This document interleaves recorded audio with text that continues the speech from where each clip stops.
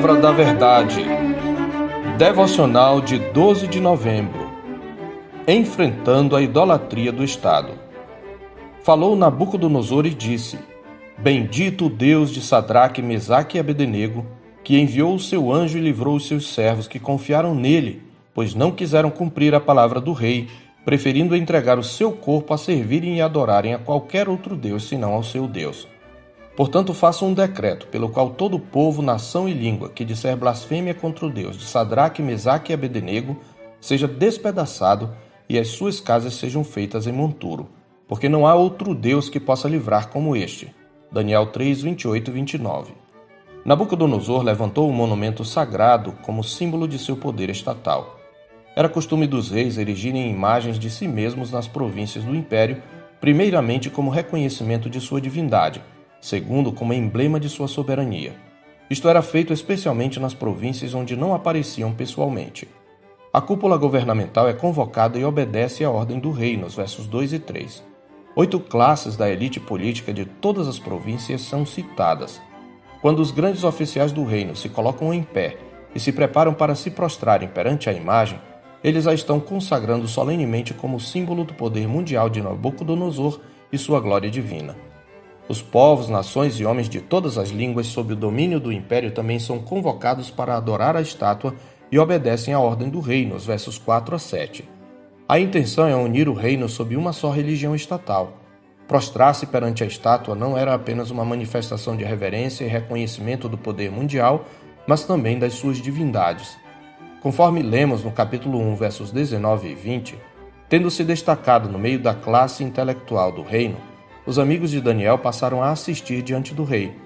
Até então, o procedimento deles como homens públicos era ilibado, mas o decreto real choca-se com uma lealdade maior, a lealdade ao Deus de Israel. O conflito é entre uma religião pagã e sincrética e o Deus Altíssimo. Para as nações politeístas, curvar-se diante de mais um ídolo era coisa de somenos, mas não para os filhos do reino. Ao que parece, a recusa em adorar a estátua foi discreta e os três não entraram em conflito aberto com Nabucodonosor. Eles precisaram ser denunciados. Daniel mesmo não está presente no conflito e o texto não nos explica o porquê nem onde estava. Alguns conjecturam que estivesse ausente da cidade, cumprindo alguma obrigação oficial. Mas havia mais judeus na Babilônia e muitos teriam se recusado a adorar a estátua. A questão é que os amigos de Daniel estão em evidência por terem cargos importantes. Disputas internas são muito comuns e esta era uma oportunidade para os rivais puxarem o tapete. No capítulo anterior, os denunciantes tinham sido livrados da morte por causa da intervenção de Daniel e seus amigos, no versículo 24 especialmente. Mas vale tudo pelo poder. Assim, a inveja, a ganância e a ingratidão motivam os caldeus a denunciarem seus conservos. O verbo acusar, no verso 8, tem o sentido de um ato malicioso. Acusados de desobediência civil, eles são levados a julgamento, nos versos 8 a 12. A fé professada por eles constitui-se um obstáculo ao projeto de poder e precisa ser detida. Furioso, Nabucodonosor os inquire acerca da acusação, dá-lhes oportunidade de se retratarem, ameaça lançá-los na fornalha e os desafia. E quem é o Deus que vos poderá livrar das minhas mãos? No verso 15. Agora não há mais como se esquivar. É a hora deles testemunharem se importa mais obedecer a Deus ou aos homens. Suas duas lealdades estão em conflito. É o momento do enfrentamento da religião e do poder estatal. Conforme está escrito nos versos 16 e 17, eles responderam: Ó Nabucodonosor, quanto a isto não necessitamos te responder.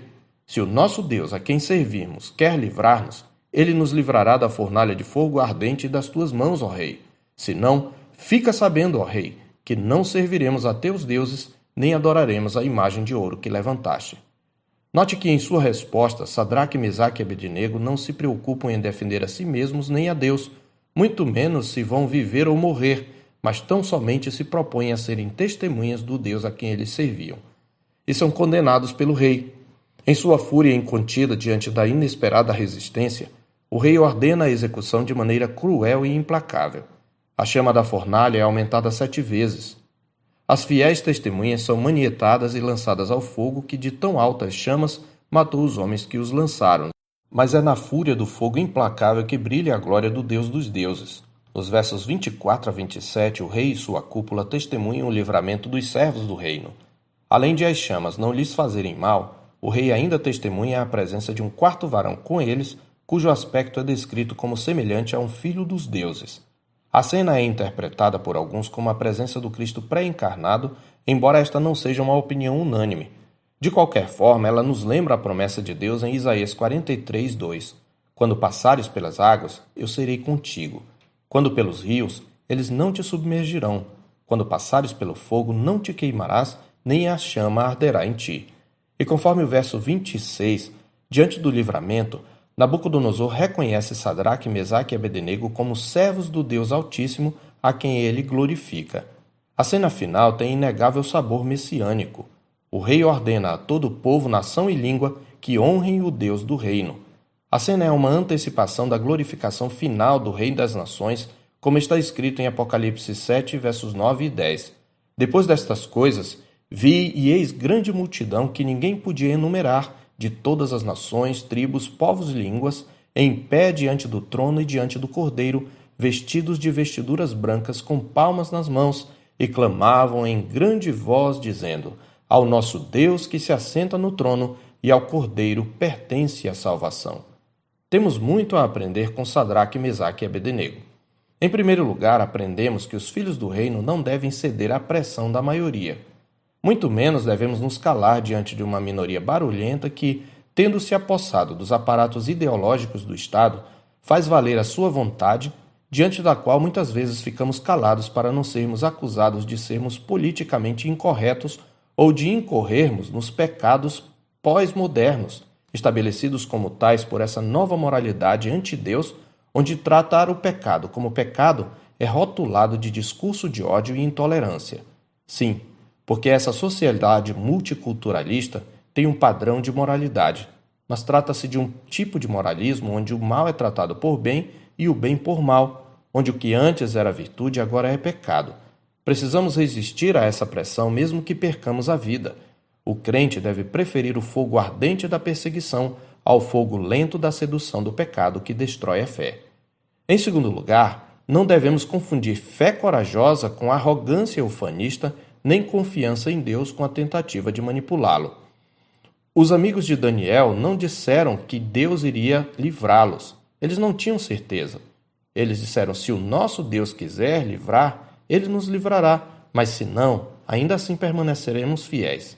E embora os 3 servos de Deus tenham sido livrados da morte, o próprio livro de Daniel, mais à frente, faz referência a uma perseguição mais cruel à qual os filhos do reino não sobreviveriam, sendo antes entregues ao poder das trevas, no capítulo 7, versos 21 e 25. O livramento foi um testemunho do triunfo final do reino de Deus.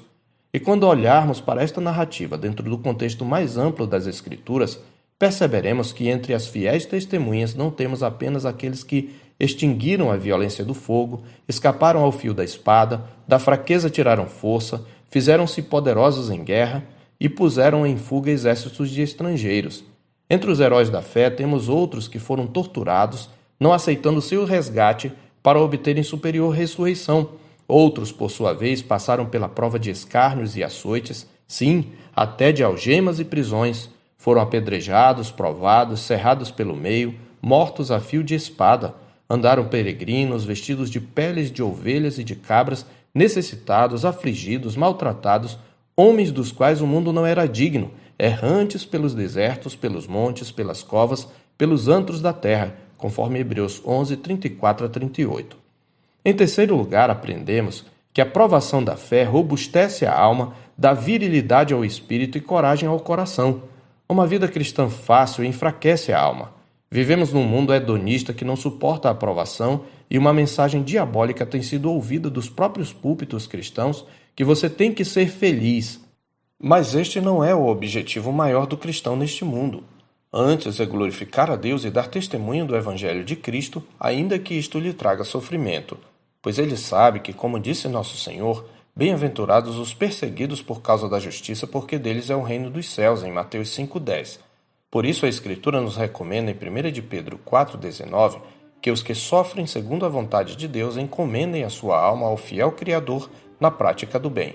Eu sou o pastor Marcos Augusto pastor da Terceira Igreja Presbiteriana de Boa Vista, em Roraima. Tenha um bom dia na paz do Senhor Jesus.